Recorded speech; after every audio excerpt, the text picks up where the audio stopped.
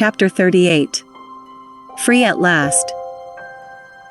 An hour later, a happy company, comprising the reunited husband and wife, the happy lovers, and the lovely but now joyous and hopeful maidens, who long had been held in captivity within that wonderful underground palace, might be seen wending their way toward the large and commodious inn where Madame Alroyd and Dora, also Mr. Ellerton, had taken rooms on first entering the place.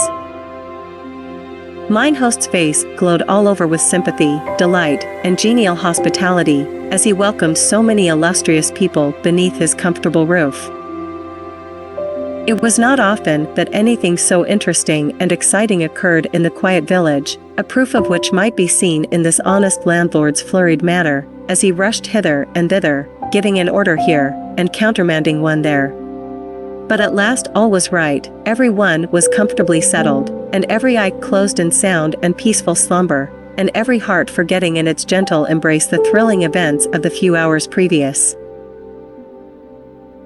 The fated smugglers were left behind within the cavern, under a strong and watchful guard, until morning, when they were handcuffed and chained in pairs, and then sent from the place to be tried and sentenced by the country's laws, which for so many years they had boldly and successfully defied.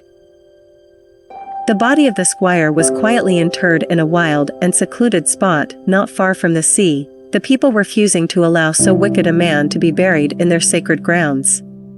A plain shaft of marble, bearing his name, age, and the date of his death, was erected over his lonely grave, and he was left to sleep even as he had lived, alone.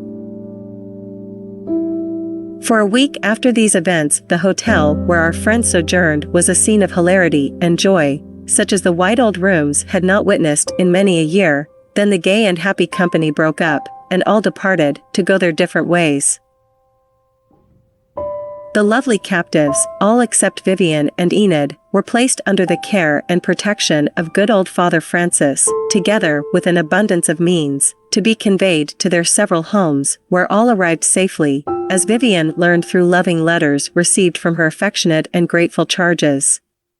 Having satisfactorily accomplished the mission with which he was entrusted, the good father returned to his former duties in a distant convent. Dora claimed Vivian and Enid, declaring that they should accompany her on the remainder of her tour, which she was unwilling to give up, though Madame would have preferred going straight home, after receiving such a fearful fright. Vivian consented to make one of their party, but Enid gravely shook her head and said no, she must go to her own home and attend to her estates, which so long had lain without an owner. But, she added, trying to smile, though her heart was sad and heavy, I will return and get everything in order, and be prepared to receive you all when your travels are ended, 6 months hence, and we will have a joyful reunion before the final separation, and each return to his and her own fireside. So it was agreed, and lovely Enid Chichester bade them all a tearful farewell, and departed with Nina and Mr. Ellerton, who had promised to see her safely within the halls of her ancestors, and then join his own party in Paris, whither they had decided to go. Poor Ralph was disconsolate enough at this arrangement, for he had come to love the sparkling little English gem, as they called her, with the purest affection of his heart, but he had obtained a promise that she would write to him, and he tried to content himself with that poor consolation, resolving that when his 6 months' probation, for he knew she meant it as such by the look she gave him when she bade him goodbye, was over, that he would tell his love, and win, if possible, the beautiful Enid for his wife.